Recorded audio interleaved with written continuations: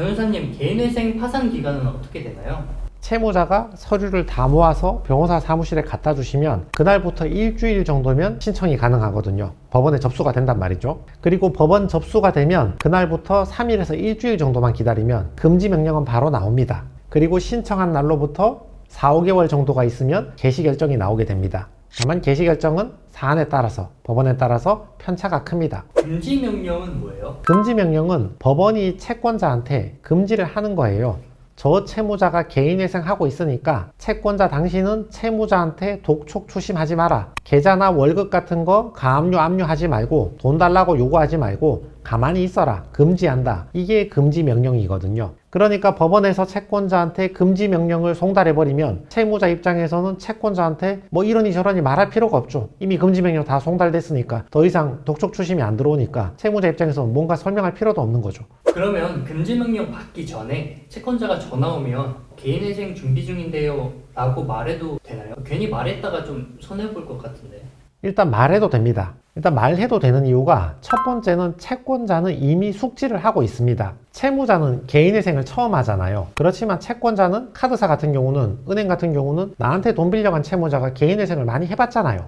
그러니까 절차를 잘 알고 있단 말이지. 채무자 입장에서 개인회생 한다는 말을 구구절절 설명할 필요가 없어요. 그냥 개인회생 준비하고 있다 그 말만 해도 된다고요. 그러면 채권자는 이미 개인회생을 준비하고 있으니까 곧 신청이 들어가면 곧 금지 명령이 나오고 내가 독촉 추심을 할 수 없구나. 이 절차까지 이미 잘 알고 있단 말이죠. 그러니까 채권자는 불필요한 법비용은 자제하려고 하거든요. 채권자 입장에서 가압류나 압류를 한다 하더라도 금지 명령을 받아버리면 그 뒤로는 가압류가 압류 안 되잖아요. 맞죠? 그리고 가압류나 압류가 내가 미리 해서 돼 있다 하더라도 인간하면 어차피 해제를 해줘야 된다고요.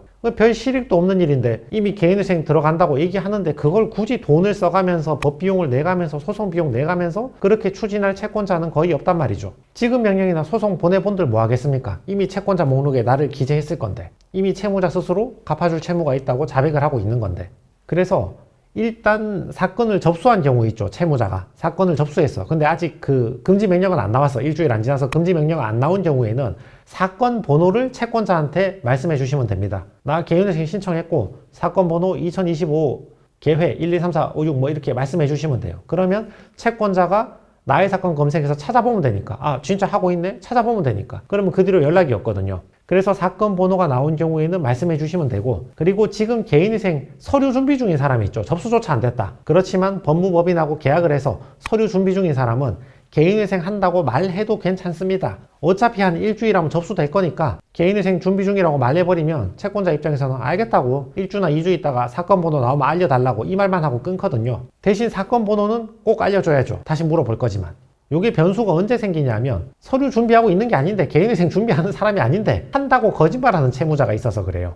그래서 채권자 입장에서는 사건 번호 불러달라 해놓고 1주, 2주 있다가 다시 연락 오는 경우 있거든요. 사건 번호 없으면 이 준비 안 하고 있는 거지. 그래서 그런 경우만 아니라면, 실제로 서류 준비하고 있는 게 맞다면 일주일 있으면 어차피 접수 들어갈 거니까 준비하고 있다, 곧 사건 번호 불러주겠다, 이렇게 말씀하셔도 괜찮습니다. 개인 파산도 마찬가지인가요? 이것도 비슷합니다. 개인 파산한다고 말씀하셔도 됩니다. 개인 파산에는 금지 명령이란 제도는 없거든요. 금지 명령은 없지만 파산 선고 나면 어차피 독촉이나 추심이 금지된단 말이죠. 그리고 말씀드렸듯이 카드사나 은행은 개인 파산 절차를 이미 잘 숙지하고 있습니다. 파산 신청했다, 사건 번호 불러주거나 곧 사건 번호 불러줄 수 있다 그러면 어떻게 될지 너무 잘 알고 있어요.